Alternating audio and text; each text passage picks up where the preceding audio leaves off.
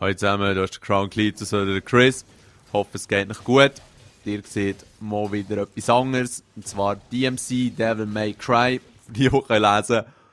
Ist scheint ein super Spiel. Grafisch und so vom Style her wirklich auch sehr cool. Der Typ sieht zwar ein bisschen aus wie der Justin Bieber, was ich fast ein bisschen schwul finde, aber sonst wirklich eine gute Sache ausgefallen. Es ist einfach so, dass mir das Teil überhaupt nicht anmacht. 2/3 am Anfang jetzt haben wir nur seine Zwischensequenzen. Und Drittel kannst du einfach so ein bisschen in diesen Arenen oder kleineren Gebieten rumfighten. Und klar, man kann 1000 Moves und Kombos und alles machen, aber ich habe gar keinen Bock, mir das alles zu merken. Und das wäre halt essentiell für das Spiel. Darum, mir macht es eigentlich nicht so Spaß, wie ihr vielleicht gemerkt habt. Wenn jemand, der eine Xbox 360 hat, hat es leider nur für die Interesse hat, soll er sich doch melden. Wenn sich mehrere melden, dann wird es so sein, dass ich wieder eine Auslosung mache. Dann würde ich sonst mal das Auflösungsvideo machen, falls das überhaupt braucht. Es ist wirklich ein gutes Game, scheint mir einfach wirklich nicht dazu sagen und darum gebe ich es gerne weiter.